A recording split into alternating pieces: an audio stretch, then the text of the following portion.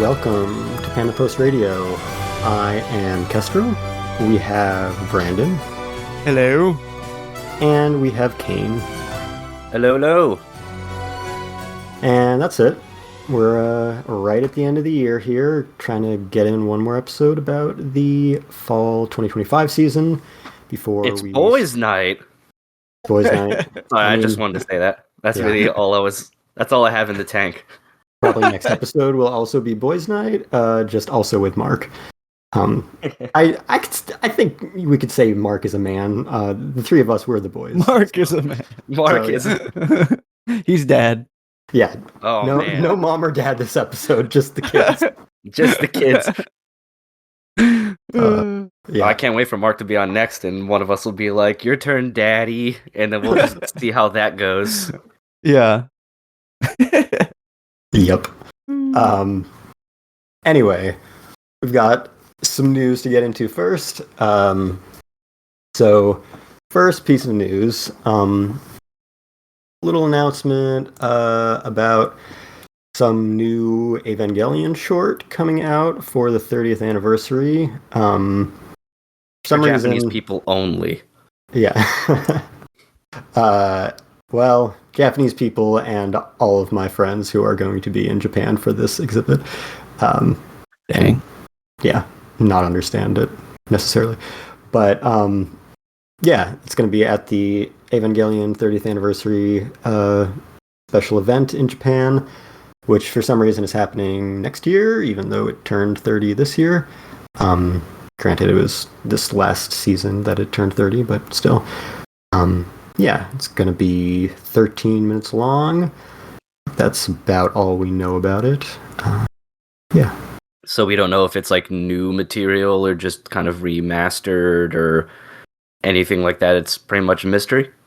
Yeah, I mean, I assume it would be new. I don't know how important it will be, but... Yeah. Right. This is a dumb question. So...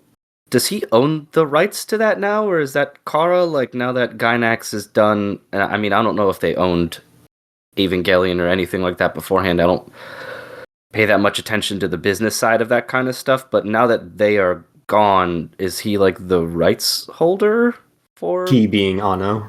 Yeah. Yeah, actually, Kara I don't know had if that's gotten... how it always was, but... Yeah.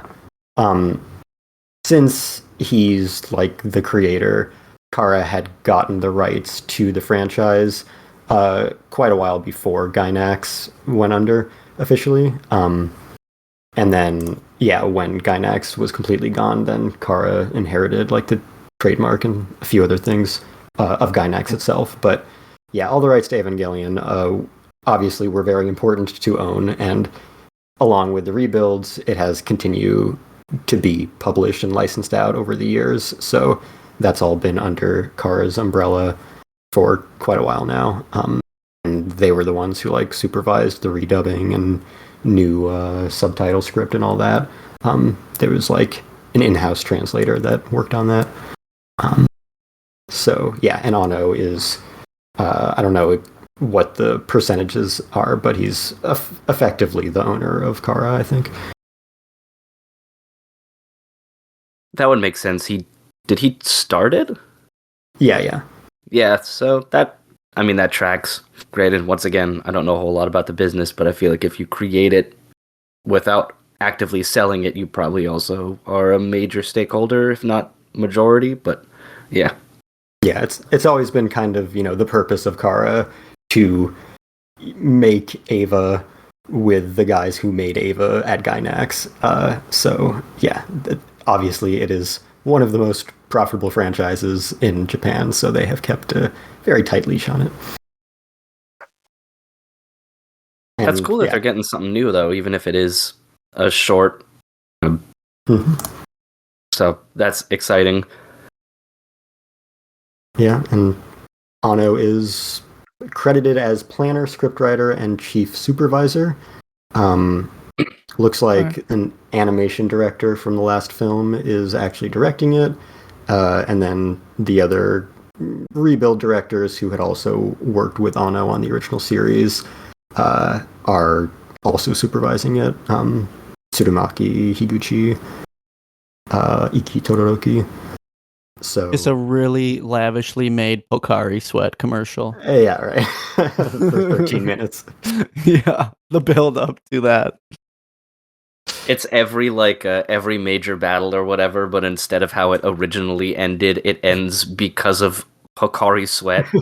Every angel has like a brand deal stapled to them. Yeah. Yep. All the crosses have Pocari Sweat signs hanging off of them. Yeah, they're gonna have Kamen Rider just show up. Doesn't matter anymore. That's true. Yeah, this is the big opportunity for the whatever it's called, Shin Japan Heroes something universe. Yeah, just do the full crossover already. We've been waiting. Oh, it's just Shin Japan Heroes universe. Yeah, that.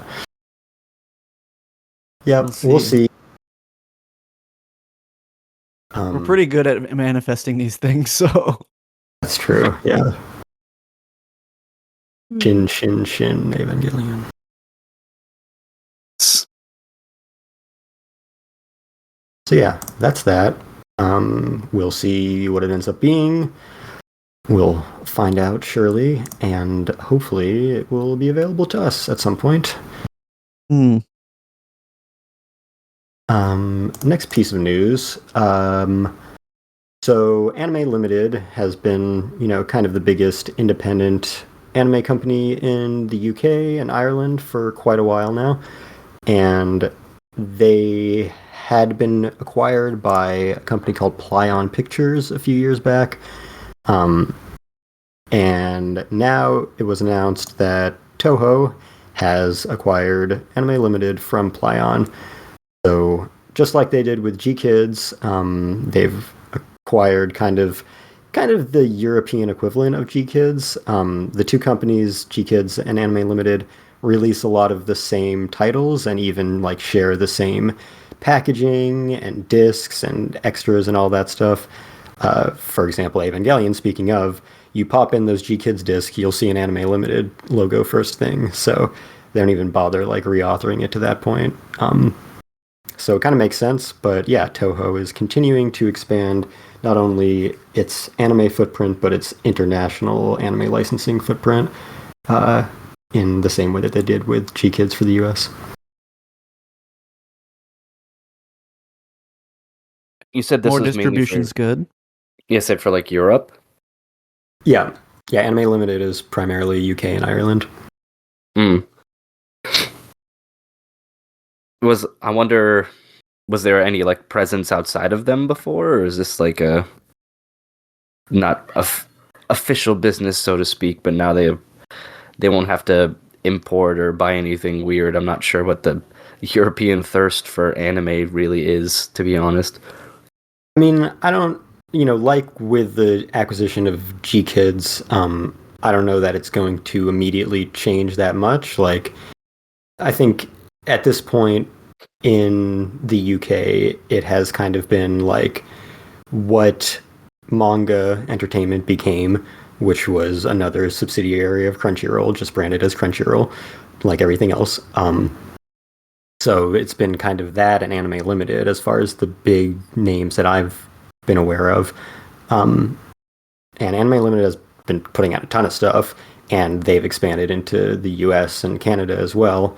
They've done some, Region A Blu-rays. They've done some 4Ks. They've done a lot of vinyl pressings that are sold in the US as well as the UK. I just realized I didn't realize they were all the anime, because yes. I've definitely gotten a vinyl from them before. Yes, Anime Limited / all the anime. They're kind of weird with their branding sometimes, but yeah, I think it'll be like G-Kids, where they've been licensing a ton of stuff anyway, and now they'll just probably have a more direct route to Toho licenses.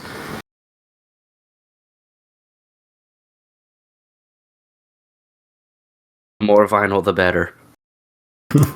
More wax. More wax. Yeah, so that's that. And then there's a bunch of news from Jump Festa, which happens at the end of every year. and I'll just kind of go through the big announcements, and we can decide if there's any of them we want to talk more about. So, we're going to be talking about My Hero Academia this episode. The series just ended its final season. Story is complete. However, there was an extra chapter of the manga that was published after the manga series wrapped, and it was announced at Jump Festa that there will be an extra episode for the 10th anniversary, and I think it's just going to be an OVA on like the final Blu-ray, and it's going to adapt that final or that extra chapter that was published after the manga ended. So that's one piece of news. Sakamoto Days Season 2 was announced. Mashle Season 3 was announced for 2027. Kaiju number 8 final chapter announced. A Kochikame anime, new anime reboot was announced for its 50th anniversary. And probably the biggest news is the Chainsaw Man Assassins arc anime was announced. Yeah, I think that's pretty much it for the big things. I mean, the big news is more Mashle, baby. So that one's interesting because it's crazy to me that they announced 2027. Like, that's I get that they want to keep people like, remember Mashle, like we're gonna have more of that, but like it's a year plus out. That's kind of crazy to me. Yeah, I mean, actually there were quite a few announcements for 2027. Some of these were, the anime themselves were already announced, whereas like Mashle Season 3 wasn't, but now they were given dates, or at least years, which was 2027. So that includes Oblivion Battery Season 2, Dawn to Dawn Season 3, and the next Haikyuu film. Those are all coming 2027. Gotcha. So for me personally, the two big ones were, one was a big one that I didn't happen, and one was Ruri Dragon. Okay, yeah, so, that was gonna be my next piece of news that didn't come out of Jump Festa. Was that not at Jump Festa? No, that was announced like a day or two ago. Okay, well, before that, then the thing I was pretty certain that was gonna happen soon was Kagurabachi getting an anime. I know, right? Announced, and it still hasn't, which is so crazy to me because I'm pretty sure it is easily one of the big hitters right now, and I feel like it's kind of like, I don't know, they're squandering an opportunity because I feel like it's at the peak of its success right now in terms of how many eyes are on it. It's just weird to me. I would think that one would have gotten an announcement by now. Yeah. Has it had a big like popularity spike or a critic review? Like, I don't read the manga, but I do remember when it came out, it had a lot of hype behind it for a few weeks. But I mean, as a bystander, it feels like it's fizzled. Well, I think that's part of it, is that it had a massive wave of hype leading up to it that people are like, oh, is this going to be like the next JJK? Like, people were expecting this to be like the next pillar. And that was obviously not going to be attainable to the levels of hype it was getting. But I still think it has it has been a very good manga from the get-go.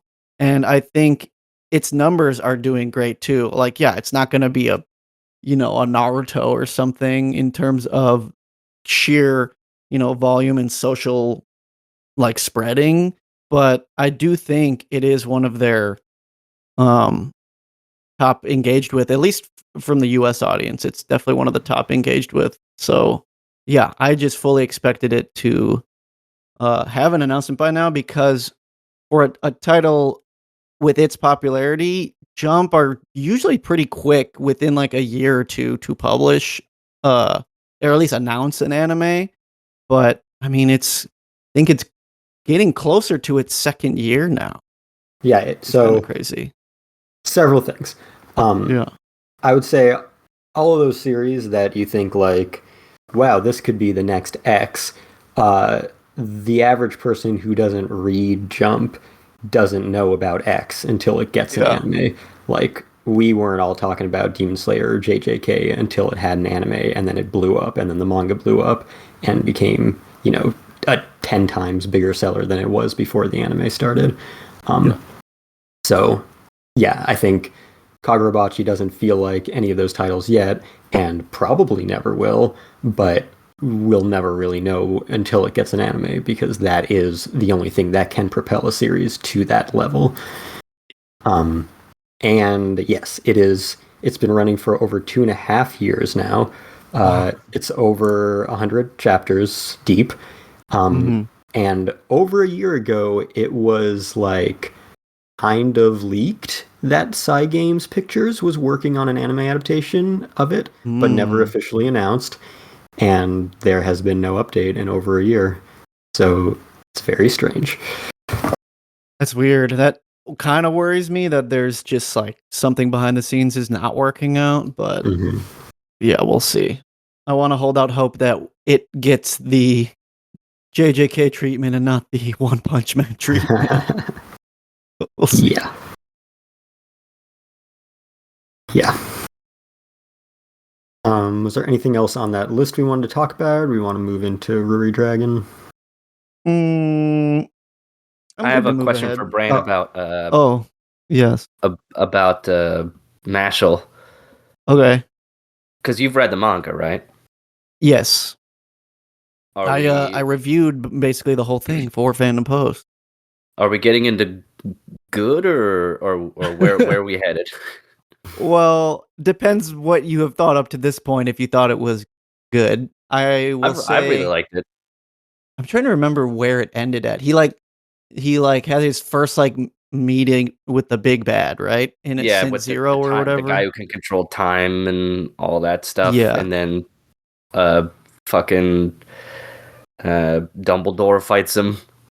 Yes. So what I will say is that the action becomes a lot more of the focus in the stuff going forward, and a lot more of the ensemble cast gets time, which what you already saw a little bit in the previous season, which, for a lot of people, it's like, well, when the focus isn't the comedy or MASH, it kind of drags. And I feel like that is something that plagues this series the whole time. But I will say some of the best MASH content isn't until the end. So it's kind of like, you hopefully just it's fun all the way through. And then once MASH is front and center again, it's just peak comedy. And I think we're in for some good content. Nice. I mean, there's some good side characters in that. They're not all A+, but I mean, Siscon guy is great. Yeah, one of the few Siscon characters that's pretty tolerable. Yeah, he's one of the very, very few. So yeah. I just wanted to ask because I know that you were you laid some groundwork as well at one point for Kaiju number 8 when we were talking about that and where that was kind of headed. So I wanted to pick your brain on hype levels for Mashal going into that as well. For sure. I think at the very least, Mashal has a pretty steady working toward a conclusion, and similarly to Kaiju number 8, I think they do end sort of abruptly, but Mashal's feels better, and Kaiju number 8 is just wow, I feel like I wasted my time on this. So we'll see how that pans out in the anime, because the Kaiju number 8 anime has been much better, I think, than the manga. But that anime has been good. Kestrel, there was a Kaiju number 8 announcement in there too, right? I believe. Yeah. They call it the final chapter, so I assume they're at the point that it's going to be one more season of the anime. Part 1 of 3. Yeah, right. Hey, My Hero Academia didn't do that. It's over for real. Well, and I think I just for real +1. Yeah. Well, I think Kaiju number 8's a much shorter manga, right? Yeah, it kind of did the Demon Slayer where it's people really started its popularity hit a point because the anime started, and then the manga was just all right, we're done. Right. I'm done here. So get out while the getting's good. Yeah, I guess. the opposite. Get out while there's still much money to be made. Yeah, well, it's still popular enough that I can make a ton of money before I fade into obscurity. Yeah. Yeah. Yeah, the one other thing that I just remembered is the Chainsaw Man Assassins arc was maybe briefly leaked to be a movie, and then taken down. So we're going to assume it's a movie until announced otherwise. Yeah, that one is kind of hard to parse because like this next part specifically being called the like assassination arc or whatever, only covers like a certain amount of chapters that would fall just about like half of the amount of chapters covered in the first season. So I feel like it has to be a movie unless they're doing a like kind of what JJK did where like they announced that first prequel arc for season 2 that followed up with the Shibuya arc. So it could be something like that where like they're just like announcing it in its specific little chunks. But yeah, I mean, hey, the last movie banged, so I would not mind if it was also a movie. Yeah, last movie was amazing, did amazing. It's roughly the same number of chapters for this arc. It makes total sense, and they essentially leaked it already. So yeah, we are assuming it's a movie. Yeah, I honestly feel like that might be I don't know, maybe Shonen Jump is going to do a thing where like their premiere titles are going to be movies and like their, by the books kind of like Sakamoto Days ends up just being like, oh yeah, we'll throw 12 episodes on Netflix or whatever, but yeah. We'll see. Yeah, we're kind of seeing a continuing evolution of those trends where My Hero Academia kind of established the seasonal format, and then Demon Slayer made it impossible to ignore the potential of the movie format. Yeah.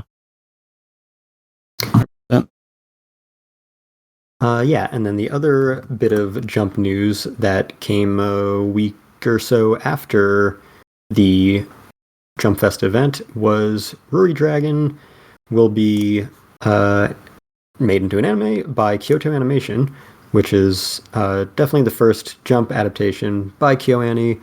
Pretty different from anything they've done, really, I would say. So, yeah. I'll let you talk about that. Well, I feel like, yes, it is very odd to see a Shonen Jump KyoAni crossover, but Ruri Dragon itself as a series is kind of like a weird standout for Jump, where it is very much not the, like typical Jump story, but it did such like stupid, crazy numbers when its first volume dropped. And then this series is so weird because they put out like 5 chapters and it blew up in popularity. And then the manga artist was like, dog, I don't know if I can keep doing this. And then they took like months and months off. And then they only came back almost like a year after those first 5 chapters came out. And now it has been on like maybe a bi-weekly schedule. But yeah, I mean, that still only has maybe 50 chapters. And it's one of those shows where the plot really doesn't move an inch. So it feels right up KyoAni's alley, where it's just like cute girls in school and nothing's really happening, but like it's a very conversational, character-driven show, and I feel like it's perfect for them. So wild announcement that I never could have seen coming, but it makes so much sense that it's real. Yeah. Definitely keep your eyes peeled for that one. That's I don't know if did they put a date on it? I think they teased that it didn't have like an actual date on it, which would make sense. Yeah, right, because they were like announcing their next few productions, and it was like 2025, 2026, and then 20 Jump mascot face. Yeah, yeah, I was like, okay, interesting. Yeah, and then it grew the horns. But yeah, I think that one's definitely one to keep an eye on. But yeah. Always down for KyoAni. Yeah. And then speaking of big Jump hits, we'll just do our regular check-in on the Demon Slayer movie. And this might be the last time there's anything significant to update on it. But yeah, it's almost at 800 million. As of this recording, Avatar Fire and Ash has not yet grossed more than Demon Slayer Infinity Castle. So we'll draw that line in the sand at this particular moment. Might not be true by the time you hear this episode, but right now it is, I promise. And in terms of R-rated movies, it has surpassed the lifetime worldwide gross of both Deadpool and Deadpool 2 to become the fourth highest grossing R-rated film of all time. Yeah. And also the series is now the fifth highest grossing R-rated film series of all time. And so it was, the second highest grossing traditionally animated film of all time after The Lion King, which is still true. However, that's from The Lion King's re-releases. Its initial gross, Demon Slayer Infinity Castle, has now surpassed. So, it's now the highest grossing initial gross of a traditionally animated film of all time. Absolute insanity. This big Michael Jordan numbers. Literally built different. Yeah. And it's only one of three. Oh, so, man. Bigger than two Deadpools and a Lion King. That's so crazy. And Avatar for the moment.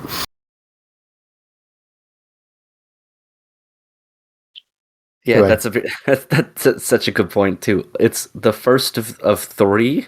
Mm-hmm. And I haven't seen it, so I don't know how much it covers, but like probably it doesn't even have like the best of the battles in it, which will probably be the second, maybe into the third. They're gonna have to like create a new number for the final movie for the amount of money it can make. The boards are not even gonna be able to list the number. It's just gonna say like N/A. Yeah. Or like, what does it say in Excel spreadsheets when the number's too big? Just like #ref on it.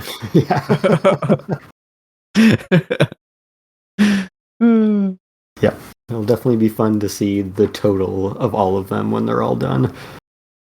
And how much of Japan's GDP it then makes up. Exactly. Yep. Yeah, that was the news that I had. Okie doke. Well, I'm just going to put this out here. I know we're going to talk about the season, but we're just doing it so that we can fully immerse ourselves in the world of Frieren in the next week or two. So, it is what it is. That's what everyone's looking forward to. But there were some shows that were surprising successes. We had one major ending that we want to talk about a little bit with Brandon Kestrel here. So I think we'll get started on the one show that we all have in common. And I know that I was a little bit down on it recently, but I was honestly pleasantly surprised with how this season of Spy Family went. I was a little bit cynical when I was hearing about how, it's getting like serious and we're getting into like darker territory and stuff like that. And I figured, like, no way, this is a family comedy sitcom thing at the end of the day. And I know there's some big spy thing going on, but this show hasn't given a real shit about that in ages. So, what could possibly happen? And to my surprise, some stuff happened. Like, we got some long-awaited meetings between major characters. Granted, they aren't entirely aware, at least both sides of it. We got another award for Anya in school, which, granted is not a whole lot of progress, but gets her one step closer to Operation Strix on her end, as well as a growing relationship, if rocky, relationship with Fail Son. Fails. So I was pleasantly surprised. I can't say there were a lot of moments where I was really like laughing out loud outside the bus episode, because Anya is really great in the bus hostage arc. I think that's some of her best material in the series so far, period.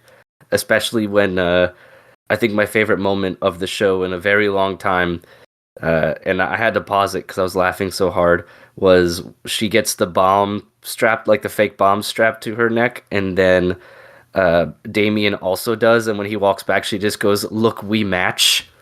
And it freaks him the fuck out. Something I do like about the hijacking arc is that it definitely shows that Anya's abilities to read minds is very OP, especially in a situation like that. But I do like that the author knew enough to like nerf her a bit by everyone else freaking out. It kind of like zapped her own brain a little bit, so she couldn't just like, put the whole team on her back. There was still some drama going on before she could convince the hijackers to stop. Yeah, and I believe that's happened before, so that's not like a out of nowhere thing. Yeah. But I'm glad that they factored it in to show that it is OP, but until maybe she gets older, theoretically, however long this anime manga goes, and if there are any time skips or anything into the future for whatever reason, that's always going to be a problem because she is a small child. So she can be easily overwhelmed in a room with a lot of people with a lot of emotional heights going on.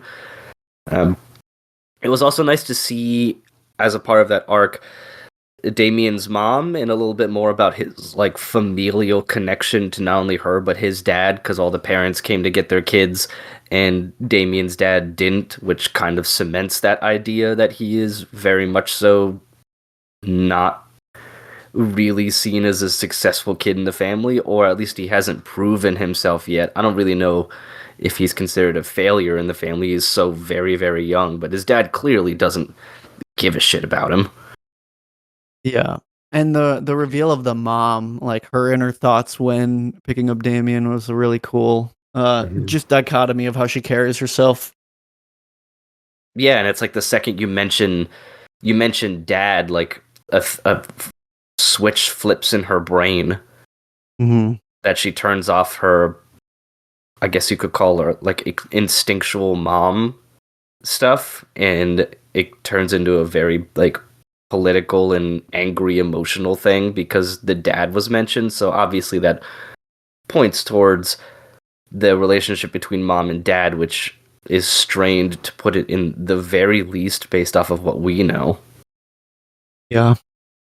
Kane, I was curious how you felt about the Lloydie like flashback arc, because just in terms of you talking about how people were saying, "Oh, this season's going to get darker and like more like gritty," and I mean, I feel like they definitely jumped into that right away in the season with Lloyd's background. Yeah, I've spent some time thinking about it, and I wish we, I don't know, would have gotten a little bit more, would have seen something, because I do agree that it added some seriousness, but I think the problem that I had with it is I don't necessarily see how it connects to the way Lloyd is now, outside of he works for the government and lies for a living, which is a big deal, but it was kind of like, I don't know. It's hard to explain. I watched him like, this is tragic, and then he finds his friends, and then his friends like die again later, and it kind of hardens him to life. Honestly, I wish his friends would have got blown up in that fucking building. I think, like, I think that was one of the biggest. Later. That was one of the biggest missteps. Is I was like, I feel like this is where that should have hit. you know. Yeah. Yeah, and I think that may be cemented my it. biggest problem with it is like it should have hit there. That would have been a huge traumatic thing and like a real step for the show being like this is what war is like. But instead they reunite later and yeah, they die later, but they also die like off screen Mhm. and they're just kind of like written off like that's what war's like, but it is undeniable that the characters, when you see them as adults, it changes your mental view of them because now they're soldiers and they talked about signing up willingly and all this other stuff. And it's sad that they died, but they died off screen and they died as soldiers and adults rather than innocent kids being blown Casualties up. of the war. Yeah, casualties Yeah. of the war rather than pieces involved in it. So Yeah, especially since like Lloyd's introduction, basically in the first episode, his serious defining moment is like, I want to create a world where innocent children don't die in war anymore. And Yeah. it was all set up. All of his innocent child friends were supposed to have died in the war. But then they're just like, oh, no, we got better. And now we're soldiers and we can go to war. And if we die, then it makes sense. And then they do, and it's anticlimactic. Yeah. It removes the gravity of the situation, and I think that was the problem that I had, is that yes, it's dark and gritty, but they did a rug pull on you in the final moment, and I don't know how the manga goes, if it does the same thing or if this is an anime choice, but it does take away from some of the gravity of it, and pulled me out of the immersion to be like, oh yeah, that's right, this is a shonen show, so it can only do so much based off of the rest of the vibe of the show. Like, they don't want to throw child death at you immediately. They've barely killed anybody else. Like, despite the enormous international political stakes at hand, like, Lloyd barely kills anyone, despite being in many situations where he should. He just kind of knocks them out, you know. I mean, yours Power got the Rangers. biggest body count. She's the one of killing Yeah, people. she's the one that's killing, and she just hasn't done it in a while because she, I guess, hasn't been on a job or something like that. But yeah, she's been doing more of the killing, but as an assassin for hire, not as a political spy behind enemy lines and stuff. So Yeah, I feel like as a manga reader, just like knowing the pace of how this series goes, it is, they're walking a fine line of like, yes, it's still an entertaining show, and they try to give enough time to like each character where they can, but I don't know, I think there just needs to be more. Like, the most like quote unquote development we got for Yor this season was her being like, do I like Lloyd? I'm gonna get drunk and forget all about it. It's like we're just inching forward, and knowing what's happening in the manga, it's like, man, it's really going to take a while to feel like anything actually happens in this series in terms of the anime. But yeah. And Yeah. I guess by saying something actually happened, it's both a compliment. It's like a backhanded compliment of sorts, because when then you then boil it down, it's like some stuff did happen, but more should have. But it's the nice status that quo something wasn't really changed. Right. Even Yeah. when stuff happens, that doesn't really change. Yeah. Yeah, and that part's true. I think it was just nice to see something that felt like progress, like Damien and Anya getting along enough that it feels like some progress could be made. Yeah. To go to Damien's house or whatever someday. You're becoming friends with the mom group that includes Damien's mom. I'm like, at least there's like some building blocks being set here, and we're not doing just a whole season of Lloyd gets into a backhoe duel with a drunk, angry worker at a construction site. Yeah. And it's just like monster of the week bullshit. But yeah. Once again, Yor kind of gets the short end of the stick. I know last season was like she got some good stuff on the boat arc, but this season, it definitely felt more of the same of she doesn't know how to be a wife or mom and frets about it, and Lloyd gets all flustered because he doesn't know how to read the situation, and we go from there, which is sad because she's super interesting and has a lot going on in her life. that the most you even got between her and Yuri was just Lloyd being like, well, I can't kill him because then she might divorce me, and then that's like it. Yeah.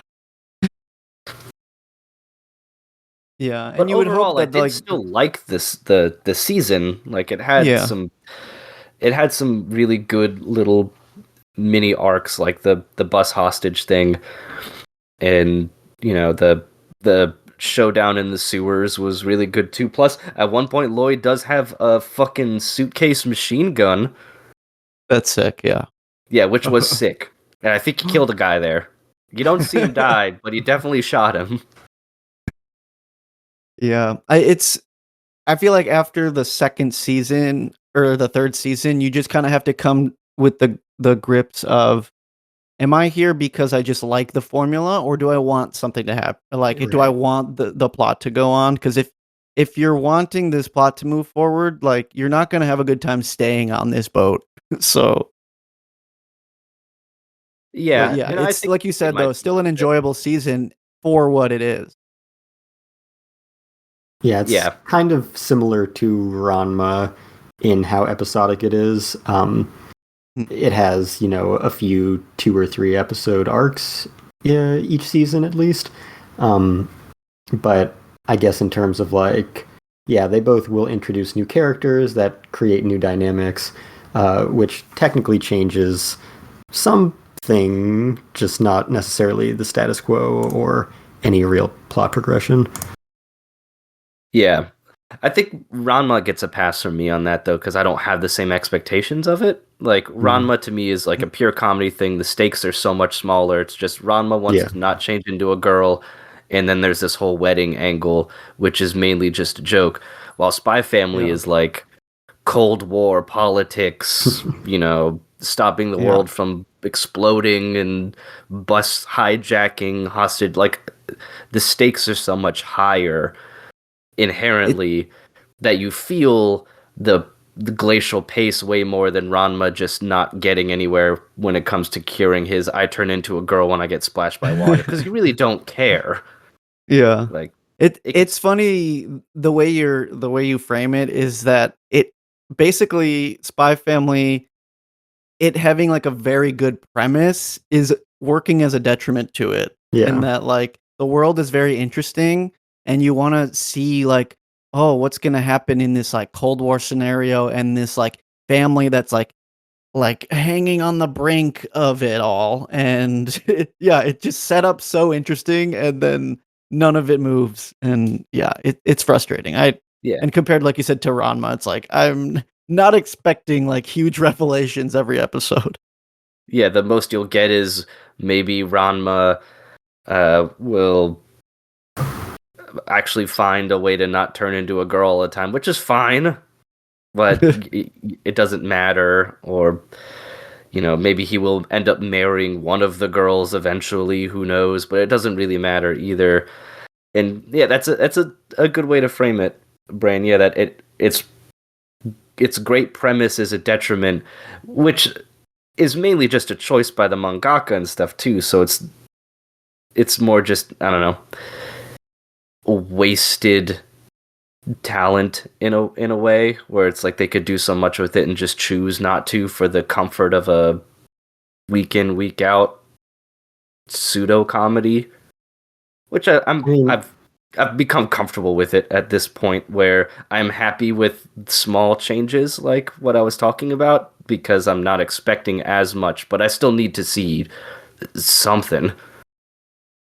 I think the thing is, it gives you this premise that sounds like it's from a serious series that will have plot progression initially, but from the very first chapter or episode, it is very clearly a comedy, and nothing about that ever really changes. And I think maybe its success has allowed it to be more episodic and stretched out more, just as a result of, if we go anywhere with the plot, then we can't have these episodic comedy hijinks anymore, and then we can't keep going forever. But I feel like it was never really promising that much happening. It just happens to have a premise that could lead to that.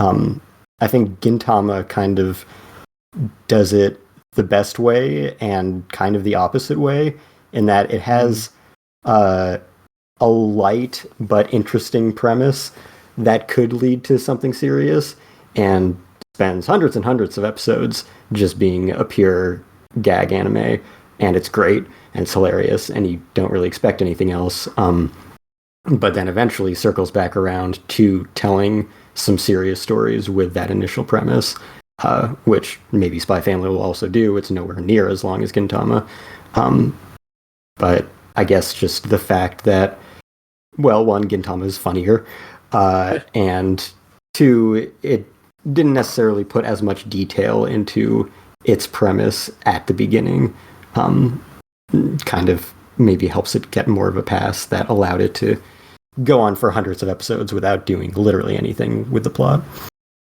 Right. Yeah, I don't know. I think I would tend to disagree, at least in terms of it's not promising anything, because then why would you give us Lloyd shaped by the horrors of war and these like serious sewer encounters between state security and them, which is not a comedy at all and is not really presented in the moment as a comedy, if you're not trying to at least keep a world built in a story going that there's some serious backbone to it. Because if you don't have any intention of delivering on that at all, then why even, tease us with any of it? But like, I mean, what's the point? You did get several episodes of that in the season, like, But then you said that Spy Family was not trying to do that. You said it wasn't going to promise any of that. Well, if it's not promising it, then why is it even attempting it? If it's not going to actually do that. I'm saying its first several seasons were pretty much pure comedy, and now we're getting some serious episodes, but I don't think that it's like really not delivering on a promise made earlier. If anything, it's the opposite. It's giving us some of those serious moments that weren't necessarily obvious from the first couple seasons, like that Lloyd backstory arc was pretty much zero comedy for 2 or 3 episodes. So yeah, I mean, I don't think it's like doing anything amazing, but I don't think it promised a whole lot in like its setup that it's not necessarily delivering on. It's just kind of taking its time. I think the creator is just kind of like trying to have his cake and eat it too, of just like appeasing, like he's not fully committing on either side of it. Like he wants it to be like a goofy slice of life, like family rom-com thing, but I think there's also, I mean, he has a background as an editor for like a lot more serious work as well. So I think he wants it to be both, and that at the end of the day is going to kind of pull the audience in 2 different directions, where some people are like, I love when the episode is just like Anya going to the zoo, and then there's going to be other people that are like, when is Lloyd going to find out that you're an assassin? It's just like, by not committing either way, the author is creating this divide in the audience. So I think it's part of it is that there's just like, yeah, this series is trying to be everything it can be. It's just, and it works against it in some ways. Yeah, and I think that is because it found so much success in the comedy and in like the Anya antics, and so that's what he's pushed to do more of, and make sure that nothing can interfere with that continuing to be the subject matter. And yeah, not only has he been an editor on a lot of serious series, but all of his previous series, which were all much shorter, were serious. They weren't comedies. And Spy Family itself was not supposed to be a comedy originally. So yeah, he happens to be very good at comedy, but I guess didn't really intend for that to be the main draw, which, might explain why we have such an interesting premise, because he may have come up with the premise with the idea of a serious manga, but by the time page 2 of chapter 1 happened, it was very clearly not the focus. It was more about the comedy. So, and by the time that Anya merch money rolled in, he's like, all right, I guess I'll give her a much more substantial role in this whole thing. Right, because Lloyd was set up as the protagonist initially, and then it very clearly became Anya once she became so popular. And I think he has a classic Gojo situation going on. Yeah, exactly. Yeah. And her stories are inherently going to be lighter than the spy or assassin as, a 4-year-old gremlin. Yeah, it's a really fine line, and he hasn't done himself any favors by making the two sides as disparate as they are. It isn't like trying to balance comedy and drama when, your premise is some, like Succession, the show I'm watching right now. You can put comedy in there. You can put comedy in there a little more easily because at the end of the day, it's a show about a family that kind of hates each other and whatever. But these two sides where it's like on one side, we have a Cold War with all these hardened characters. And on the other side, we have Anya joking about, being hungry on a bus and peeing herself, and then her friend has to say he'll just shit himself on the bus. But that dichotomy was always Spy Family. It was always its selling point, was the juxtaposition between those two extremes. That was episode 1. So I don't think it has betrayed anything from that. It's just that by trying to, have its cake and eat it, it gets into this just perpetual status quo of episodic shenanigans. Yeah. The very first bit of Lloyd spitting his coffee out kind of sums that whole thing up. Exactly. That's like one of the first panels, one of the first seconds of the show. Yeah.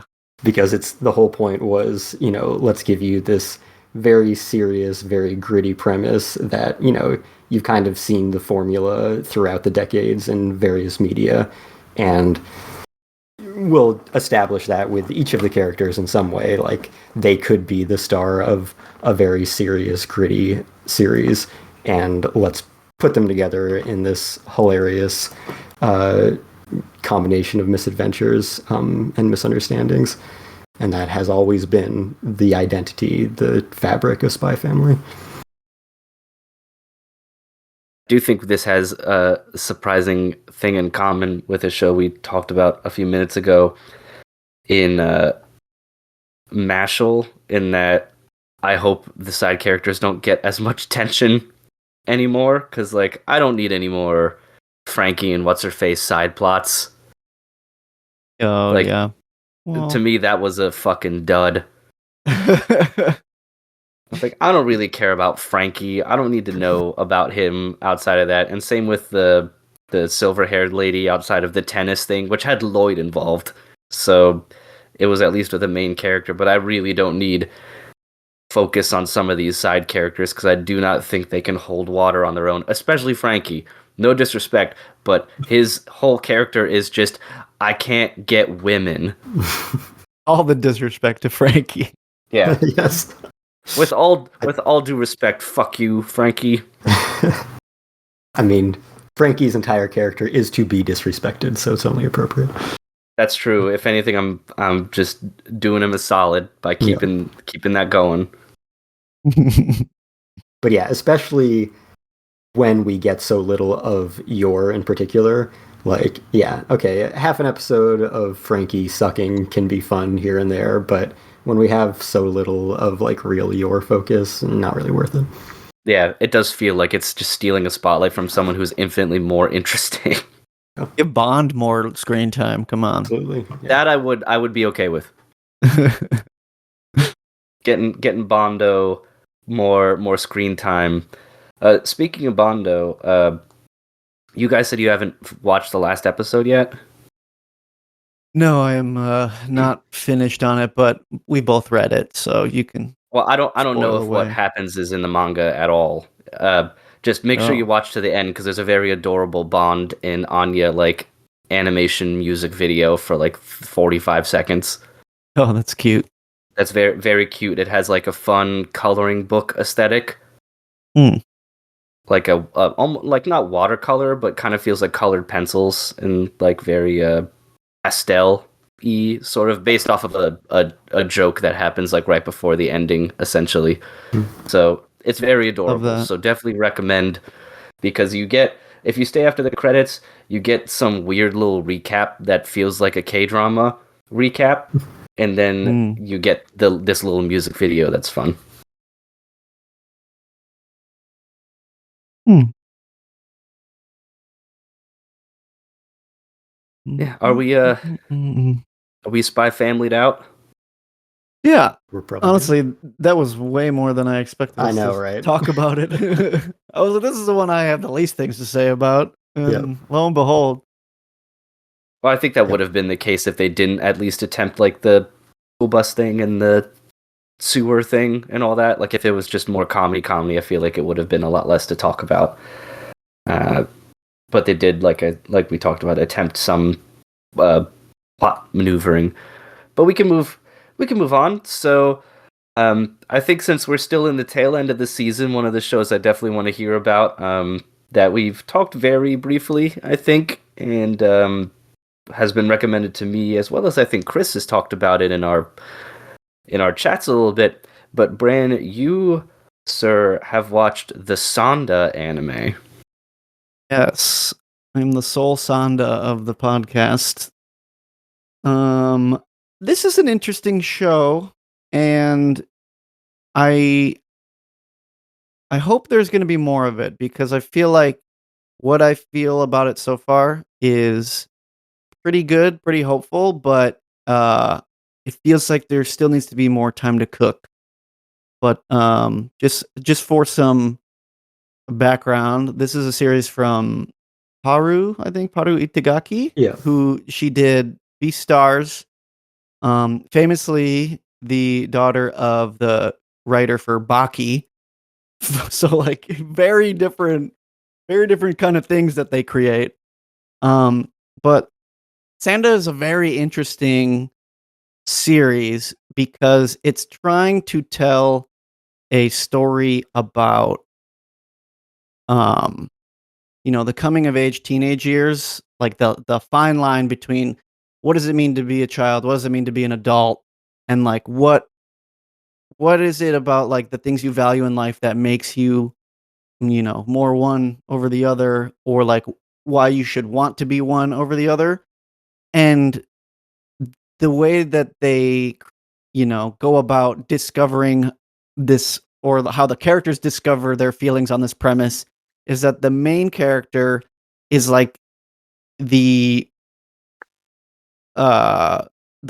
like he is in the prodigy line of Santa Claus, so he's like generations down the line, and this is a society where Santa doesn't exist anymore, and basically children are meant to stay children until like a certain age. Like they literally like are children until they are 18 or whatever. They don't sleep because sleeping ages you.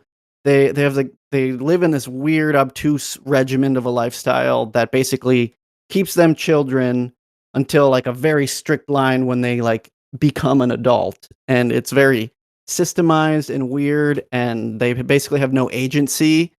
But this Sanda character basically shakes it up when he discovers he can transform into Santa Claus, and his whole shtick is like, I'm Santa, so I have to fulfill the wishes of children. And some of his classmates basically are like, please help us, Santa. Like help me figure out uh how to like stay a kid forever. Like how do I do this or that? And it's a very obtuse kind of series. Not too surprising from Itagaki, but yeah, I enjoyed it, but I feel like it needs a little bit more time to cook, just based on the amount of content that was covered in this one season.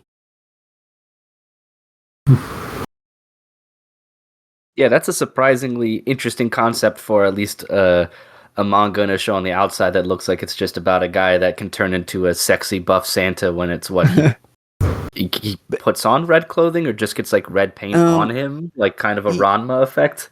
Yeah, it has so many weird triggers for it where he either puts on red clothing or if he bleeds on himself, any kind of red that touches him like that, he transforms. And then he has to eat these jelly beans. They're called like baby beans or boy beans or something. And when he eats those, it turns him back into a teenager.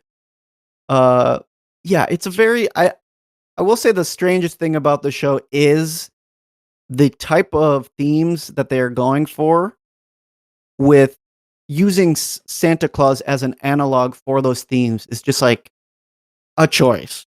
And I'm hoping it gets a little more clear down the line, but it is just like such a weird analog through which to tell this kind of story.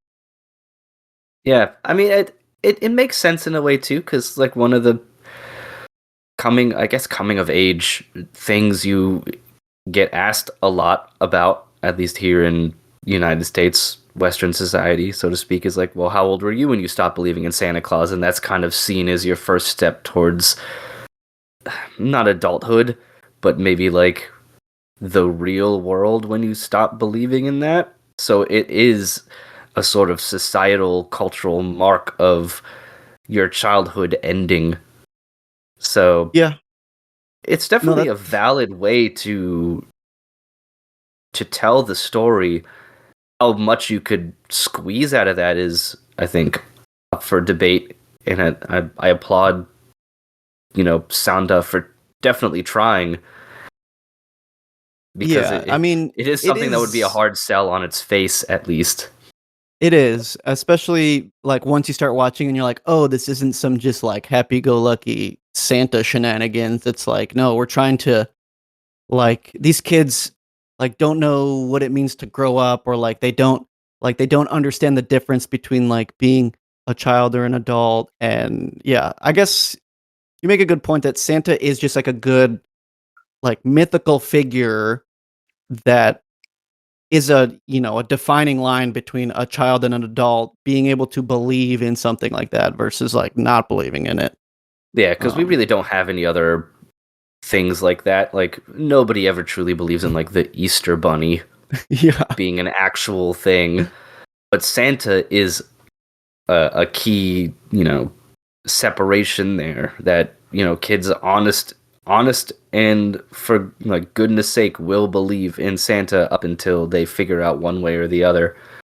That lends credence to one of the things that Chris had said in the chat as well, where he had mentioned that this was one of the only shows this season that was trying to say something.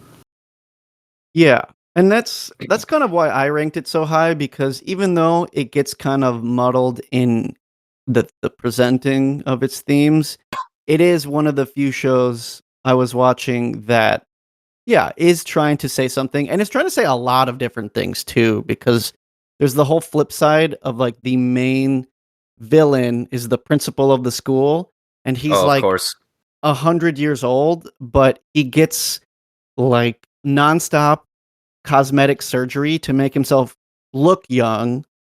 So there's like a very weird dichotomy on that too. So it's it's trying to say a lot of different things. And I think at the heart of it is just like finding out what it means to,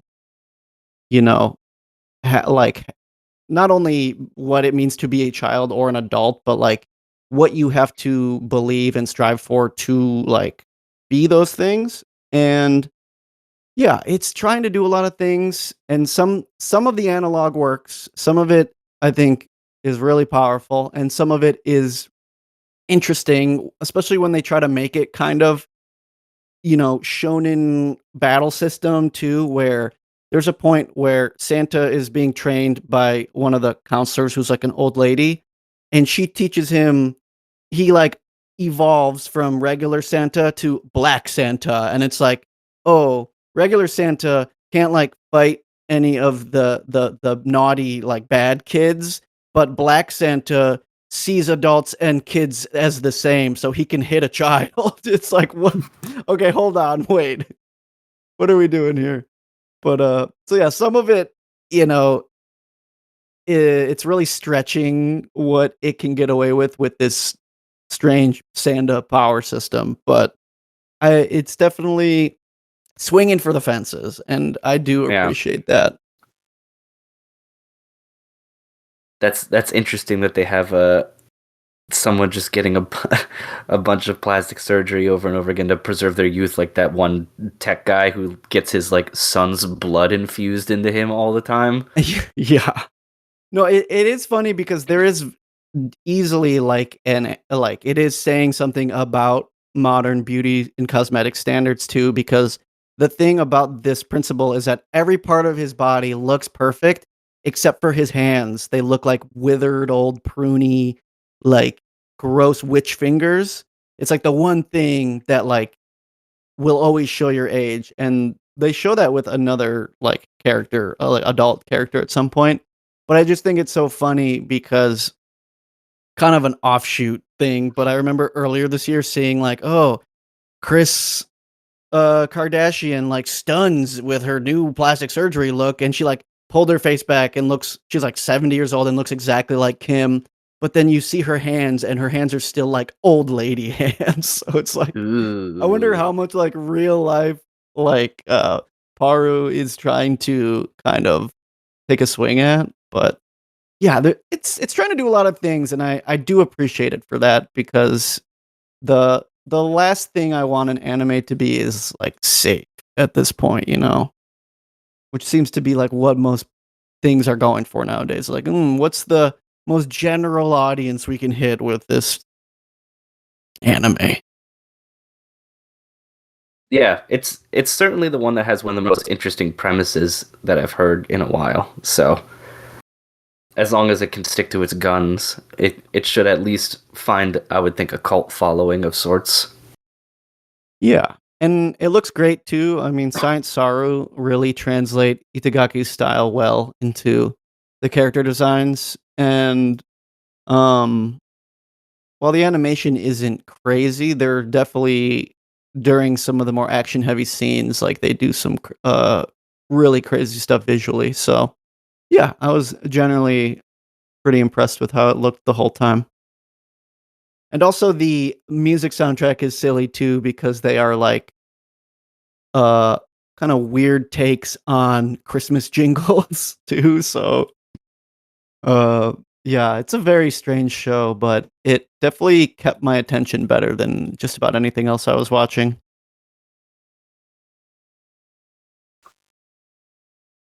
Nice. I think worth a shot to check it out, even for the interesting premise alone. Yeah. And hopefully Kester, were you there's aware more of of it. this at all or anything like that, or pretty much this is cool Yeah. Santa shit? Yeah, I'm aware of it. Just didn't inspire me to watch it, given my cutting way back on new anime this year. So figured I would wait Also, and see Kestrel if it hates was. Santa, so you know. Yeah, I mean that's true. I did kind of say I was the one person who didn't watch anything Christmassy in particular, so it checks out. Yeah. Yeah. Funny. I met Paru this year though. She's nice. That's awesome. Did you get something signed, or you just Yeah. met her at a... Yeah, I got a That's little cool. sketch. That's sweet. I gotta finish Beastars now that I think about it. Yeah, final season, final part, final thing is happening in the next few months, I think. Okay. Alrighty. Well, thank you very much for sharing your thoughts on that brand, because I Yeah. know it was something that is definitely visually different for the season. So I'm glad at least one of us took a chance on it. You are brave. Yeah. Yeah, I had to be brave for a few things this season. Right. So That's true. We'll get to that. That's true. So, yeah, before we get to the main event of the evening, let's dive into a show that is truly all done. And Asterisk. I know that yeah, Except for what we just asterisk. talked about. the manga had been done for a little while as well too, and I know that had its own sort of controversies or whatever when it released and things. So I'm not sure if the anime followed suit perfectly or not, but you two can definitely get into the nitty gritty of that, and that's of course My Hero Academia, which celebrated the ending of its final season. Sounds one bonus episode. So yeah, have at it. Was it? It looks like it was good. So that's one strike against the whole, crapped on ending that people were talking about the manga. So the Peanut Gallery. Yeah, that was my first reaction. Like, people hated this ending, huh?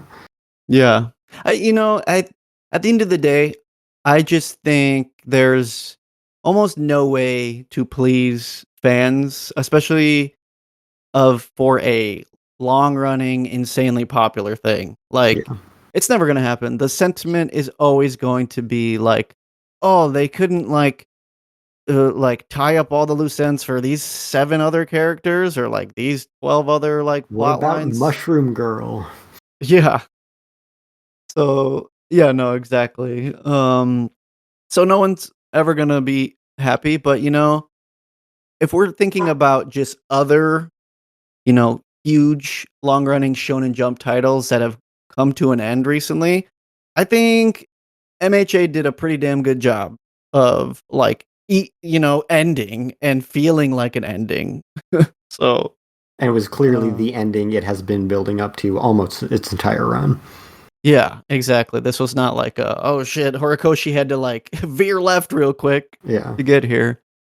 No, yeah, it did what it came to do, and it did it in a timely manner. I feel like Bones figured out the schedule. They the manga ended within the year, right? So the anime also ending within a year of the manga ending. I feel like it's insane to be able to pull that off. Is that true? I feel like it was a couple of years ago. Was it 2 years ago? Was it 2023? No, you're right. Okay, so it's been a year and a half. Yeah, okay. Okay. I think that's pretty good. I mean, that's good. Yeah. Yeah, just in terms of the pacing at how they kept up with the manga, goated production. Bless you, Bones. Why don't you animate every other series that needs you? But yeah, no, I mean the final season was super solid. Yeah, I think the romance between the main characters that was continuing to be built up upon up to the penultimate episode and then went nowhere is the one thing where I was like, that's dumb. If you're gonna abandon it earlier. Jesus. But maybe the bonus one gets into that, so I will reserve my judgment on that piece. The rest of it, I thought it was very well done, quicker than I expected to have it wrap up, because not only was this the first single core season since the first season, but it was a short core, and the last 3 episodes were kind of epilogue. It was the 4th to last episode that had the climax, the ending of the big battle. So it kind of wrapped up the main plot in 8 episodes, which is pretty quick for where it started. So yeah, I thought it had a lot of really high highs, and was definitely a satisfying, rewarding conclusion to everything it's been building up for these almost 10 years now.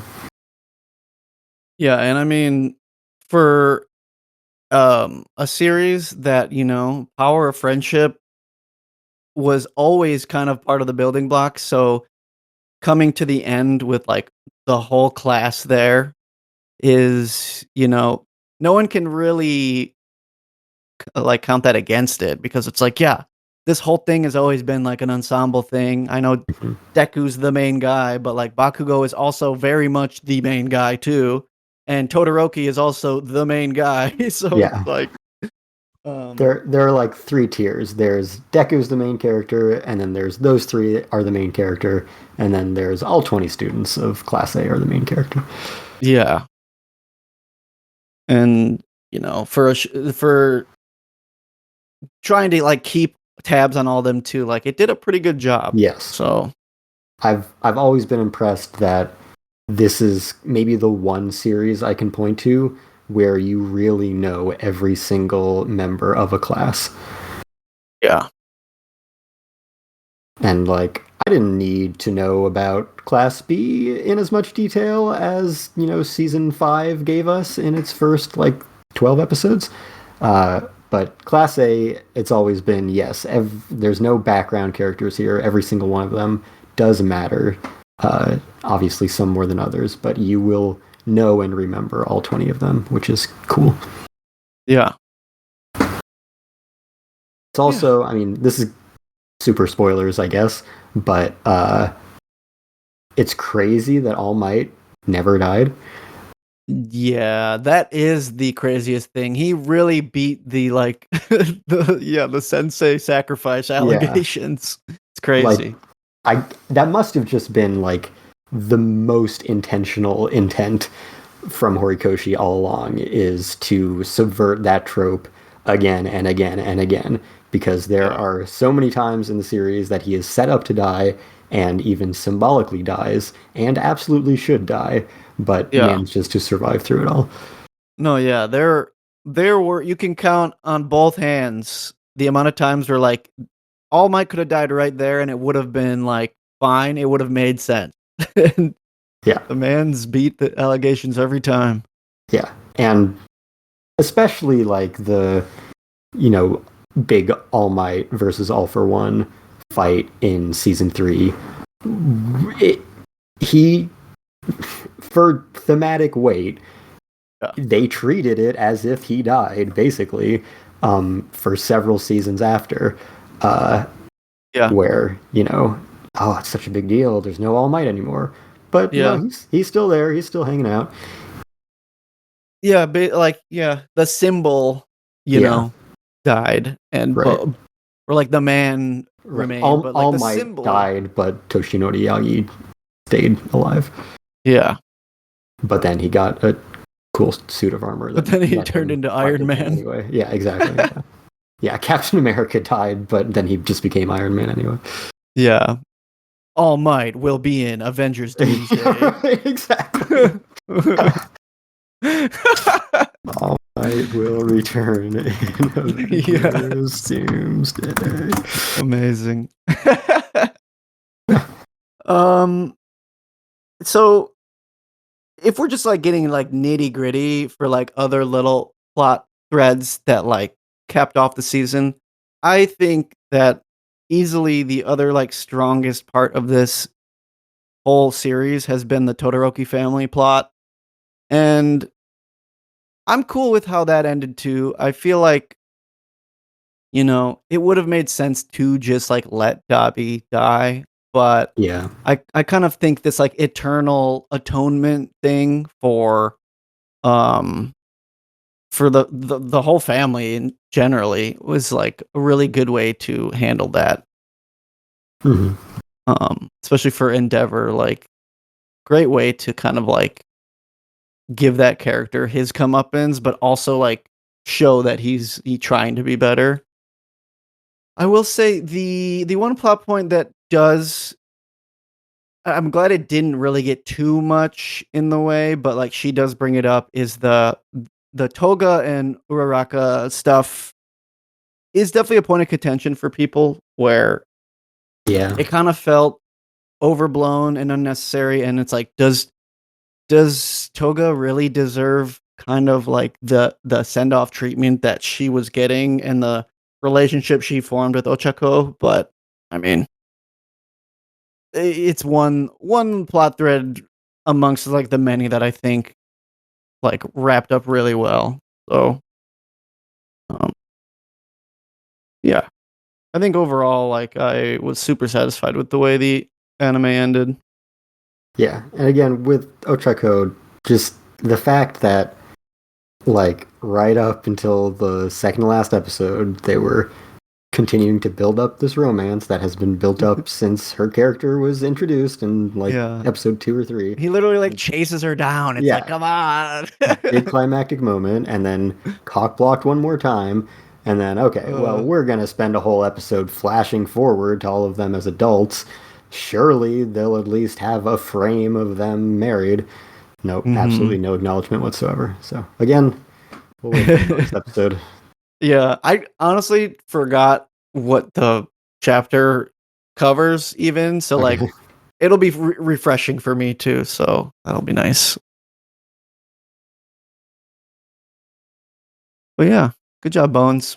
Good job, everybody. I think as, a relatively formulaic shonen action, especially superhero series, it kind of does everything you want it to do.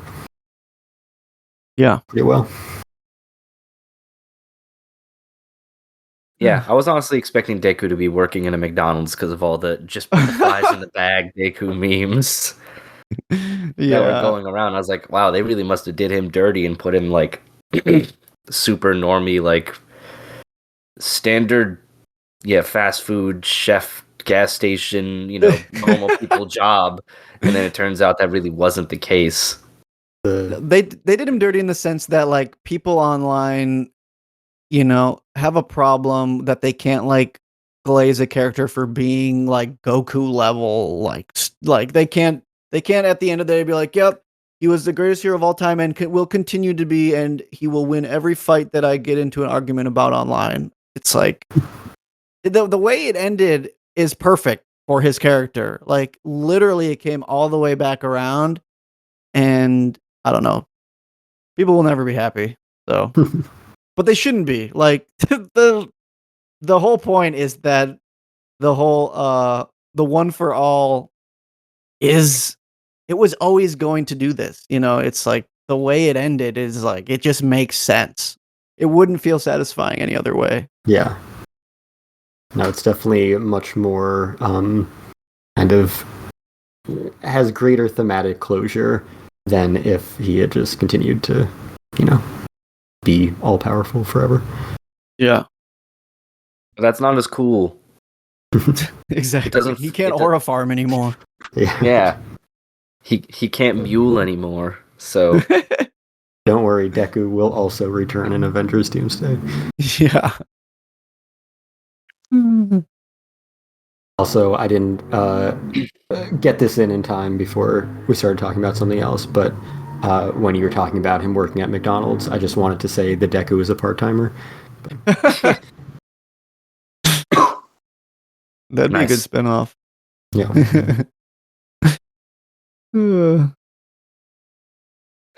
Alrighty, well, I'm glad it had a good ending, and it wasn't nearly as bad as what people have been talking about. I didn't expect it to be that bad, because that's a pretty rare occurrence, and the internet is always prone to overreaction, but it was nice to have that be confirmed by you guys that it wasn't another very popular anime that completely fumbles the ending. So I guess that is very good. I guess I haven't gotten a complete answer, Brandon, as someone who read the manga. Do you think the anime improved upon the ending? Because, like, Attack on Titan, for example, the anime improved upon it dramatically. Do you think that was the case here at all, or it was just always overblown? I don't think the anime changed much in terms of how it landed. I do think the way that the amount of content that is covered in the anime, it feels like a better natural progression to the ending. I can see why the final battle, like chapter to chapter, people had different opinions. It was like, oh, like this chapter was amazing, and then they have the one chapter of the tentacle guy, fighting Spinner, and it's like, oh, and then like maybe people have like a way different opinion about that chapter specifically. So I think it improved it just in the sense that like the pacing was like a little smoother. Yeah. But the content itself wasn't any different. I just think manga fans are even harder to please than anime fans sometimes. So okay, gotcha. Yeah. No, I think amazing adaptation. Just as good as the manga. But yeah. No, it's not as good as the manga. Heyo. Nice. Nice. Time for everyone's favorite part of the podcast, and that's brand updates on the atrocities that One Punch Man has recently committed. One punching down. Yeah. Oh man. I don't know if it's true or not, but did you see the preview image for the next part of the season? Oh, it's true. Is it true? They just all of the flipped slander you heard and seen. It's true. I saw that they're like they didn't just flip the two images, right? They didn't just mirror the image and then yes, they did. Right click, flip. Yeah. Oh man. It would have been great to call it one done, man, but no, we're gonna get more, unfortunately. Yeah, man, it's rough because, the first half of it I was just really, really upset. But by the end of it, it was like watching your your 18-year-old dog just like slowly lose its senses, It's like it's it went from being angry to just being really sad. And I want to say there were flickers of hope, especially because there are some cuts in the later episodes that they do look all right, and it's clear, as I've seen from Twitter, there were people that were, doing, like, guest animation cuts for the episode that, well, they're like, "Oh, I'm so happy I got to work on it and stuff." Um, but yeah, I think at the end of the day, the little glimmers of hope are just completely outweighed by the complete and utter dog shit handling of the series. And it's on all fronts, man. Like, yes, it was funny in the beginning when it was Garos PNG sliding down the hill.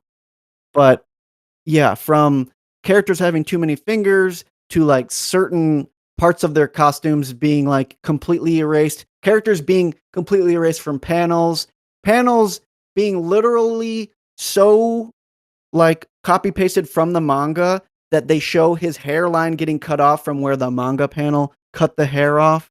It's just like, yeah, I saw that one. I think Kestrel posted it too, but I saw that one and had to do a double take on it. It's just like any like shortcutting you thought were impossible were attempted, because unfortunately the people making this were just not given the time or resources to make what I assume they wanted to make. Because like I said, there are tiny glimmers of hope, but it is just so utter dog shit. And like I said, on all fronts, the sound effects are terrible, the pacing is terrible, dialogue feels like it's so like disjointed, the way that it moves between like who's speaking. It's just, and the nonstop like color grading switches of like character with like two neon colors just like plastered over them. It's just it's really hard to think of anything worse than this. And I say that as someone who, back in 2013, 14 was doing their best to watch every single thing airing every season, just because I was like really trying to like get my grasp on like how anime works and like what there is to offer. But this truly beats any bottom of the barrel thing because it is such a fumbling of the bag. Like Bandai couldn't give less of a shit about what they did here, and it's so appalling. Like it's tough, man. Like it's so crazy too, because like the utter opposite work ethic of the guy redrawing one's manga is like, bro, they could have just like posted a TikTok of him like scrolling through his pages and it would have been more engaging than some of these episodes. Like, oh man. Yeah, it's incredible that they were able to do so little with so much. seems like it's surpassed Berserk 2016 as the worst and most disappointing anime adaptation of a manga of all time. Oh yeah, and it's hard to say it's even all that close. Yeah. Just 'cause this is such a comedy of errors in a vast amount of ways that, you know, you could highlight just by looking at the images Castro posted in the chat. And I remember, wasn't there some 4Kids style censorship at one point too? Is that true? Oh yeah, there's a zombie man who's a character that is literally just like a zombie who, you know, gets torn to shreds constantly, and he just like regenerates himself. He's kind of like he gives like Leon Kennedy sort of vibes, but yeah, he's usually looking cool, smoking a cigarette, and they gave him a lollipop. There was also the picture of him, like, it's supposed to be very much probably a homage of sorts to zombies. It's like him torn up after like getting blasted by a character, and like he just looks so cool in the manga, and they just posted like complete black void on his face and like one eyeball, and it's like, oh my he's God. basically a silhouette, isn't he? Yeah, it's like a silhouette. Oh man, just like utter incompetence on the committee who let this happen. It's just like, I really feel bad for anyone that had to work on this and unjustly probably getting dragged for it, because like clearly they were not able to like make anything out of what they were given. Yeah, this definitely feels much more like a production management fucking screw job than anything else, because this is JC Staff, right? Yeah. And granted, they're not the best studio in the world. Like, no one's gonna say that. And, you know, doing One Punch Man in general may be punching a little bit above their weight class in general compared to some of the stuff they've made in the past, but obviously not this terribly. So this obviously just reeks of no budget, no time, harsh management, terrible managerial decision making, like not really on the animators. It's just obviously easy to beat up on the animators. For sure. I mean, if you look just as an example at like one of their other biggest IPs is JC Staff, they animate Danmachi, and that show has gone on for what, 5-6 seasons at this point, and it overall always looks gorgeous. So like, it is clearly not a lack of talent at JC Staff. It is just an abysmal handling of resources. Oh man. As we alluded to, it is getting a second core for season 3. And, you know, typically with the split core that's treated as the same season, it's like, you know, the next season or something. This one, as with some of the other things we talked about, was announced for 2027 as well. So, which, like, it sounds promising, but then that's how it has been with the JC Staff One Punch Man seasons, where it's been years in the making, and then somehow it's still like they're only working on the episode the day before it airs. Yeah. And, you know, a lot of people before that announcement for the new season, they were like, you know, maybe there's hope. Maybe there's hope it ends here and they'll announce a new studio for the next part or whatever, all the hopium and copium that anyone could huff. Because the end of this arc leads up to like the biggest fight of the series so far. And in the manga, it is like the most extraordinarily drawn fight I've ever seen in a manga. It is probably the most insane thing I have ever seen drawn on a page between two dudes fighting. And yeah, it's just terrifying to think that that is going to be animated in the style of what I just witnessed for the last 12 weeks. You're going to see those panels of the manga. They're going to take the paint tool and fill in the white. Yes. That's what you're going to get. They're going to shake them around a little bit. You're going to get maybe like a starburst effect in the background. Yeah, there's gonna be this anime speed lines. Yep. Yep. A little cutaway. Yeah. Yeah, but also, and I'd said this when we had first started talking about it, why would you want it to be amazing in season 4 at this point? Like, if you have to go through season 3 to get there, then what is even the point?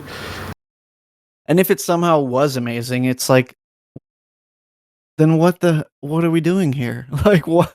Why couldn't you had all this time to make that third season? Why couldn't that look like that? Yeah, it's just, it's a damn shame. That's all it is. It's a damn shame. Yep. It's kind of amazing that they did announce more immediately. Yeah, you would think clearly everything is falling apart. You'd think they'd want to at least get their shit together, if not just like never return to it. Try to get someone different working on it. Try to figure something out, or ignore it forever. But yeah, they're like more of this, guys. Look forward to it. Someone at Bandai is just like they got the blockers on. They are just echo chamber. They're like, oh wow, I'm sure this one's doing numbers. Yeah. Yeah.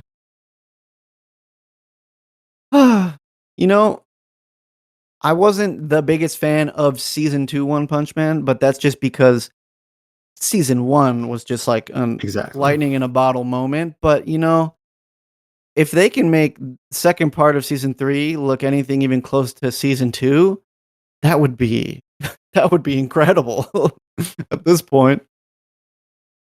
I feel like I should almost do a rewatch of season 2 just to see like how much it fell off, because like JC staff definitely were cooking in aspects during season 2. Yeah, there were a few decent cuts. Yeah. But yeah, man, it's Perhaps I treated you too harshly. Exactly. If I knew what was to come, I would have held you tightly. But man, yeah. I don't know what else there is to say, but at least I have some time before I need to go through that again. Are you going to? I am. I am Okay. definitely. I am 100% going to watch the follow-up. I will be here to document. Well, I'm glad you have at least a year off before you need to subject yourself to that. Thank you. Yeah, your effort is greatly appreciated. Yeah. I'm like Goku in the healing chamber. It's gonna be blowing bubbles for 2 years. Yeah, recovering from season 3, part 1. Yeah. Alrighty, we have a couple more to get to pretty quickly here before we close it out for the evening. So the next one we'll get to is Castro mentioned that it was a little disappointing but still fun little show, and that is the Ginpachi's zany class gag thing. So, Castro, why don't you and Brand talk about that for a little bit, and then we'll see how that goes. I mean, it's still a B- at the end of the day, so it's not as bad as One Punch Man. No, that is for sure. Yeah, but yeah, it's just kind of a nothing show, which is very disappointing given how good all of Gintama is, whether it's being comedic or serious. So it's kind of impressive that, I don't know, a Gintama comedy series can be this unfunny for 12 episodes. Yeah, it's really unfortunate. It's like the empty husk. It's like the cicada has, molted its shell and gone on with its life, but we're here to point and laugh at what remains. Another Bandai joint, but this is their in-house studio. It's crazy to think that this got better treatment. Yeah, for sure. I mean, it's crazy to think that literally everything in the anime industry is getting better treatment than One Punch Man. Yeah. But it's still like, yeah, it's, I guess just like One Punch Man is just banking on the name recognition.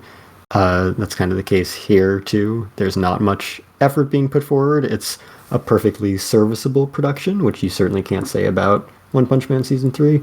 But it's nothing beyond that. The humor is nowhere near the level of pretty much any episode of the real series.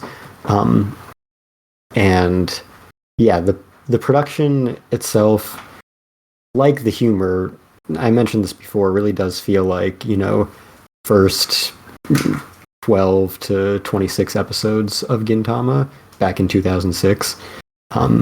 Just like very simple, lines filled in with colors, not a lot of cinematography going on. Certainly no stellar animation, nothing jumping out in terms of plot or humor or characters. Yeah, That's all kind of like, the Flandersation of these characters. Here's the one gag you remember that was funny in the original series. Let's just use that as the basis for a joke, but not actually make it funny. Yeah, the Flandersation of it is the perfect way to encapsulate what it is. It is Simpsons season 37, It's just like all of these characters are multifaceted characters, but as they are in this show, it's like, you remember that one gag? I'm that one gag guy. Exactly. Yeah, whatever the easiest, lowest hanging fruit for a given character is, that becomes their entire identity throughout this. Right. It's like, oh, remember Hattori? Yep, he's got hemorrhoids, all right. Uh-huh. Don't worry, he'll let you know. Yep. Yeah, it's not like the main series, which manages to keep these running gags going with like new, interesting, creative jokes. It's just the fact that he has hemorrhoids. That's the line. That's the joke. That's the punchline. It's not like, a running gag used in some new way. It's just, yeah, that's the be-all end-all of the humor. And in the original, too, like, it felt like the characters were having conversations and the comedy was naturally rolling in their delivery to and from each other, whereas, like, this is like they're standing in a line reading the cue card and then everyone else does their reaction to it, So, yeah, it sucks to see this happen, but I mean, what can you expect from, a spin-off that is not being written by the guy that made it funny? So, yeah. And like I had said, early in the series as well, like the first episode, the like pre-OP scene was by far the best and funniest and most original of the entire series, which is unfortunate because it's the first thing that you see and then it's all downhill from there. But that must be, the original content from the anime staff, which has clearly some idea of how to make Gintama funny, but the rest of it must have just been so direct from the novels that are already just a extremely drawn out extrapolation of a gag from an omake from the manga parodying a particular Japanese live action after school drama type show. So to try to extend that across an entire series, and then not add in any extra bits that work better for anime like the original series did, it just really kind of lost out on all that potential. Yeah. And one of the other, like, speaking of, like, one of the few things I do like about it, the running gag of Takasugi just, like, turning his alarm clock off and going back to bed, like, not a lot there, but, like, it's somehow, to me, funnier than most of what's going on in the show. Interesting. But, yeah, and one of the other things about Gintama, too, is that it was really good at, loosening you up with the gags and then, like, hitting you with with like some sad stuff. Mhm. And I feel like any attempt at that so far too has just kind of fallen flat. There was like there was the guy that was gonna like jump off the school and like, I don't know, Ginsan's whole lesson to him was kind of like, oh, okay, like whatever. And then there was the episode with Shinpachi was going to leave the school with like the most obvious what's gonna happen of all time leading up to the end of that episode. But yeah, I don't know. Yeah. It really none of the attempted emotional spots have hit either. So it's just like, man, there's nothing here really. Yeah, it definitely tried to follow that formula, and I haven't seen the original Kinpachi Sensei at all, but it does feel like the drama and emotion that they're going for is that kind of really base formulaic after school special of just no nuance to it, just trying to deliver a message to you very bluntly and obtusely, and that doesn't really work, especially since they're kind of, it's that with Gintama skins over it, right? It's like, okay, here's this formula, and then we'll throw this character's most recognizable running gag on top of it, and it just does not blend very well. And when you know the kind of depth and nuance that these characters can have, seeing them just so flat, both in terms of comedy and character drama, it's very unfortunate. Like, if they had made this not a Gintama series, then it would have been mediocre but less disappointing, because there's less promise of certainly that the comedy will hit, because that has been always the case with Gintama, is that at least it'll be funny even if it goes nowhere. But yeah, eventually the main series does go so many other places emotionally that all of those things are kind of it's only a disservice to have you naturally comparing it to the original series that it's obviously banking on the recognition of. Yeah.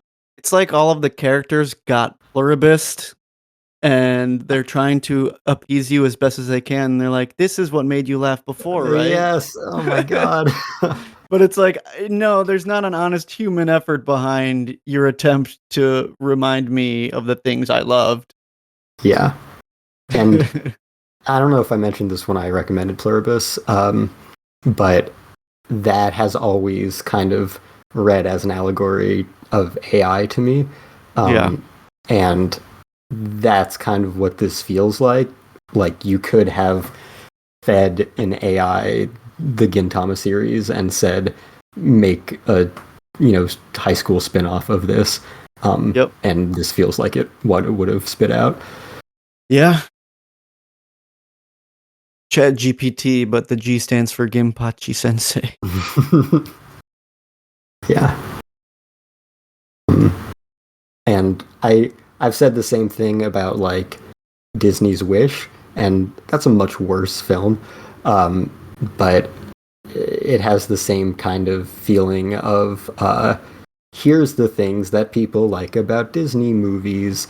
Let's not actually take any lessons from the nuance that made that work. Let's just kind of grind out the most generic, most kind of scrubbed clean of any originality aggregation of those previous successes.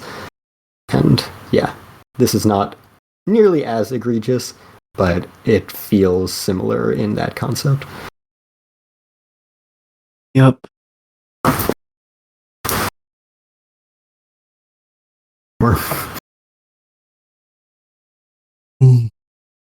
Which beloved series that I love will be tarnished next? God, it better not be Frieren. Jesus Christ. No. Guess we'll find out soon. Oh, God. I felt like such a scrub. We'll get to our last show in a moment. But I felt like such a scrub for the Frieren stuff recently, because like a picture was going around about character design changes of Frieren, and they're like, has the fans talking, what do you think? And I'm like, they put purple in her hair, and that's it. where they're like, oh, the lines are softer, she's a little bit wider. I'm like, man, I don't give a fuck. He's a little wider. As the fans talking is the most meaningless clickbait article title of all time. Yeah. I was like, they changed your hair a little, but I mean, people get haircuts all the time, so why does that matter?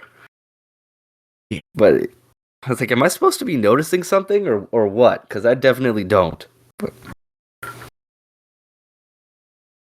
right, we got one more that we can cover real quick before we cut off for the evening here, and I already forgot how to pronounce it appropriately. So Gachi Akuta. There you go, Gachi Akuta. So I think this is one that, I mean, Crunchyroll keeps wanting me to watch it, but I have seen, yeah, but I have seen some positive press for it where people are like, this could be a sneaky hit, like a diamond in the rough, so to speak. But you guys both watched it, so is that true, or what are we looking at here? Diamond in the trash. Yeah, maybe a little more exactly. I think it's good. I think, you know, when I first heard of Gachi Akuta, I saw some panels from the manga, and I was like, oh, this series has some really raw art, like really thick, bold lines and interesting character designs. And I think the anime translates it well. And I think so far the series is good. It's just not like mind-blowing or doing something that's like super different, but it's good at what it's doing. So like for me right now, like I think having not read the manga, I'm sure the adaptation was like done really well. As I said, I trust Bones, but just like the show itself still has a lot to offer in terms of what it's setting up for the main character, and yeah, I like it so far, but I feel like it still needs some time to like really sink in for me. Yeah, I think I had some questions about whether it was worthwhile throughout its run, but I think by the end of it, it kind of proved itself at least worth continuing to check out for the time being. It's definitely nothing groundbreaking storytelling-wise. Aesthetically, it is a bit different. It's nice to see something just be so like intentionally dirty in the way that it is. And yeah, it's, you know, the one show that you can say is literally trash and be correct and actually not be insulting it. Yeah. You know, it's interesting because I agree that I like that the show is good at showing off that like it is, you know, dirty. They literally live at like the bottom of like a trash pile world. But I think that in itself doesn't do it many favors in terms of the art direction for the show, for the just like the backgrounds in general are like not that great to look at. Like when you compare it to something like Dorohedoro, which has like a similarly like gritty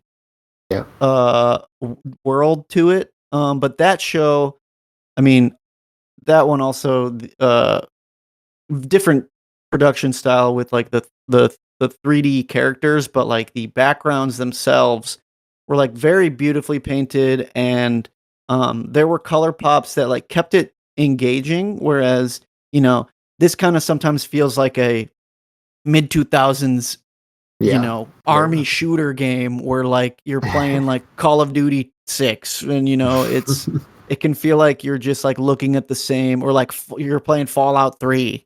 But I think that is a disservice to like the rest of it, where the characters themselves have great designs and have great color coding, and they pop on the screen, which I think that's what helps set it apart, is that like the characters really pop. And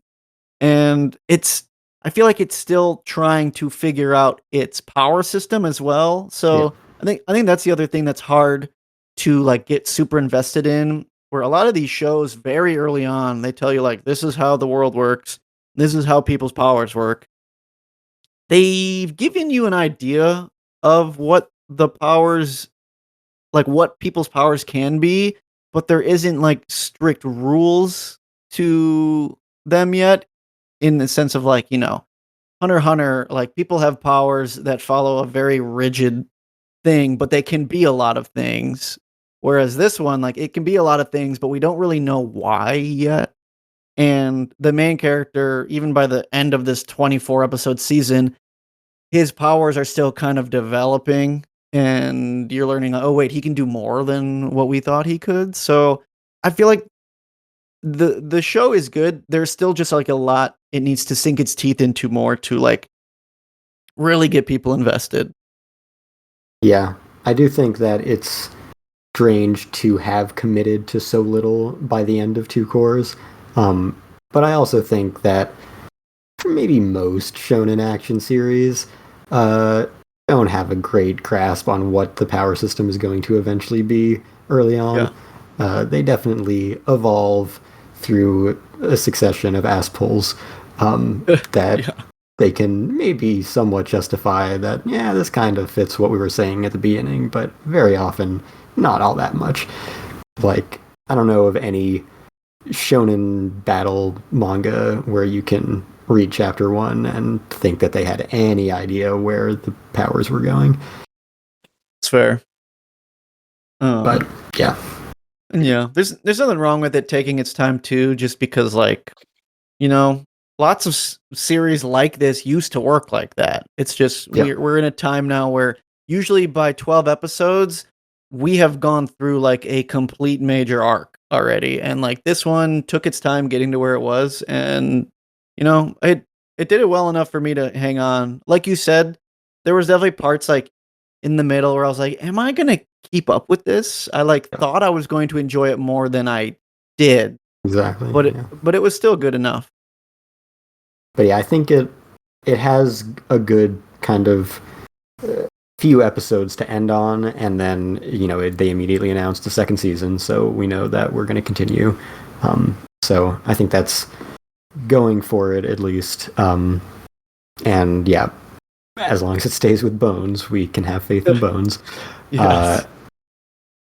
Yeah, and I agree with what you were saying earlier about the dirty, kind of ugly aesthetic is refreshing, but being ugly on purpose doesn't mean you're not ugly.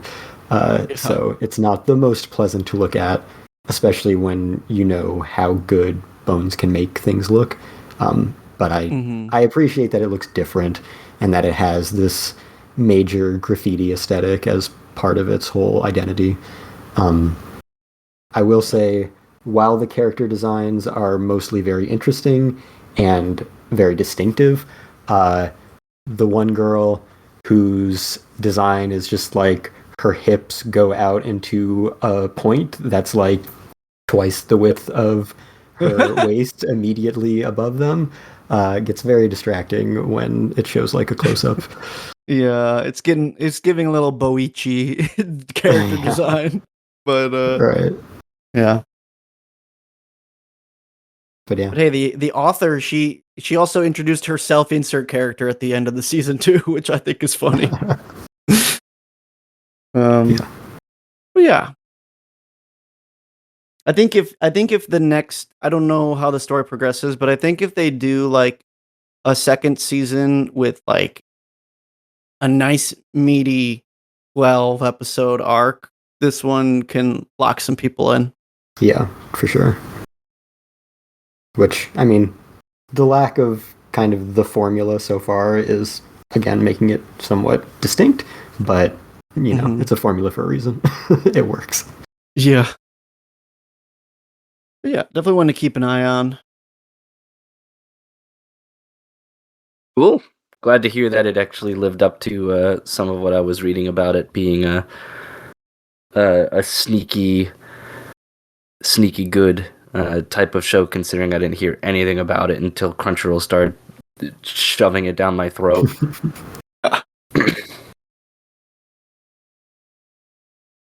Alrighty, so I think that basically covers most everything that we were watching, at least in some part together, and then obviously Bran taking the one punch bullet for us so we could get that report from him. So I think we can go ahead and start wrapping it up for the evening. So did you two have any recommendations or anything that you wanted to talk about in that way before we let everyone know where they can find us? Yeah, I can Go ahead, recommend Cass. some stuff. So, well, if it's still playing around you, I recommend seeing Kill Bill: The Whole Bloody Affair, especially if you happen to be near one of the few theaters that's showing it in 70mm. That's aged very well and goes very well as a full 4.5-hour experience. And in keeping with the general theme of this podcast, they added a whole new anime segment, or greatly extended the existing anime segment from 22 years ago. And yeah, it looks great. Very interesting to see the kind of different aesthetics of 2003 and 2025 right next to each other. But it's not too distracting. So yeah, I would check out that if it's still in theaters. And also will recommend Heated Rivalry on HBO Max, which is nothing like, well, I guess you could compare it to maybe Yuri on Ice in the sense that it's very gay and on ice. Yes. But yeah, that's kind of a sneaky, very deep romance hidden behind like the first 4 episodes of just hockey and sex. But the last 2 episodes, very sincere, incredible character depth. So yeah. Heated Rivalry is what would happen if you let the fans of MHA write the manga, and you let the Deku Bakugo fanships like sail. Yeah, exactly. That's what you'd get. Yeah, all of your unfulfilled needs of bitter rivals actually fucking in secret are fulfilled tenfold in those first 4 episodes. It's not a spoiler, it's essentially the premise of the show. Yeah. That's funny. Yep. So those are my recommendations for the first one is a little bit anime, but not really anime at all. Trying to think about good home video releases for anime that have come out recently. Perfect Blue just got a nice collector's edition, 4K. I think it's the only so far 4K release of that film in the US. And it's a very nice collector's edition. It's pretty expensive, but it's like $30 off on Amazon right now. So if you're into that, that's a nice set to have. I'm into that. Yeah. I think that's all I got. Okay. I guess my movie rec would be go see Marty Supreme. That was fun. Cool. Love me a good safety flick. Ping Pong the animation, the movie. Yeah. No, exactly. Timmy Chalamet has the sauce. I believe in him. And then in terms of anime recommendations, go watch One Punch Man. Suffer the same fate I did. And then this is also a recommendation because I need to get on it myself. But I need to watch, what is it, 17 through 26 or whatever? The Fujimoto, Tatsuki Fujimoto, like short anthology anime series. So, yeah, I'd like to watch those to at least maybe consider them in my year-end roundup, but we'll see. I've yet to get around to that or the new Star Wars Visions ones. Yep. Mainly, I just want to watch that last one, Black, I think is what it's called. But yeah, it's wild. Yeah. That's all I've got, though. Nice. I'm only going to re-recommend this due to my wife getting me the box set of the first 6 volumes, but read Witch Hat Atelier before the anime comes out. True. Because it is magnifique. So I now have to start collecting it physically because Nice. of a Christmas gift. So I'm fully invested whether I want to be or not. Did you see that book they're putting out for it? Yeah, the art book? Uh-huh. Yeah, it was in my news feed. I will not be buying it. Oh, man. I don't even read the series and I want to buy that. Yeah. I don't care that much to have an art book that probably costs $187. But I will continue buying the volumes of the manga and such. They come with art cards. I got some special art. It's $24. Okay. That's doable. That's doable. I don't believe you, but it's doable. Those art books are never that cheap. Or it's $24 and then I'm going to click on it and I'll see the shipping. And then Or more. $24 free shipping. Oh, I guess in the same vein as Kane here, The King vein, if you will. The Kane vein. Go read Steel Ball Run while you still can say you read it before you watched it. Because that's going to come soon too. It is the one part that Viz actually started publishing the manga before it got an anime. It's crazy we're at that point. Yeah, that also, I didn't mention it, but that got an official release date, which was March something. Nice. And not to derail us here, but it is Netflix, but it kind of, it's like the first stage. Yeah, it's sounding like it could be episodic. Which, implies that perhaps it will be one episode at a time. There's hope. Fingers crossed, yeah. There's hope. But yes, I also recommend Steel Ball Run. It is excellent. And while we're talking about catching up on stuff, go watch and rewatch Frieren before the next season. True. I should probably do that. Yeah. Get yourself caught up on how racist she is. Yeah, catch yourself up on the discourse. Yeah. The never-ending discourse. Alrighty, well, Kestrel, you want to let everyone know where they can find you and where they can find us, and we can wrap it up for the evening. Sure. You can find me on Twitter at FullMetalKioma and on Blue Sky at kestrelswift.bsky.social. Yeah, I don't think I have really published anything on the site recently, so nothing to plug there. But as for the podcast, you can subscribe, rate, and review anywhere that you might find a podcast.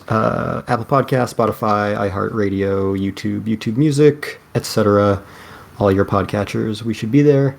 And you can find us on fandompost.com, get in contact with us on social media, follow our stuff, share it around.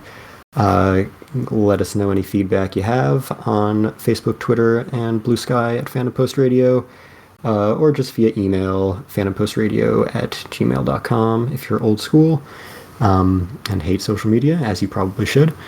And if you hate podcast platforms, as you also probably should, you can always subscribe to the RSS feed. So, always options. That is how you can find us. Nice. You can find me at HealthShakeBrando on socials, but as Kestrel said, I hate socials, so not much going on there. Nice. Same here. No socials. As Correct the answer. good Lord intended. Yep. So it's just here. But as always, thanks everyone for listening out there. Hopefully you found your own little diamonds in the rough for this season if it wasn't MHA or something along those lines. And next season's starting up soon, and we've definitely got some bangers on the way. So if this some Slayers even. Yeah, and if this season didn't have anything for you, I'm sure the next one will have definitely have something on the docket that will suit your fancy. But yep, everyone out there, enjoy the rest of the holidays. For people out there still celebrating, be safe, and we'll catch you next time. Yeah. Bye bye.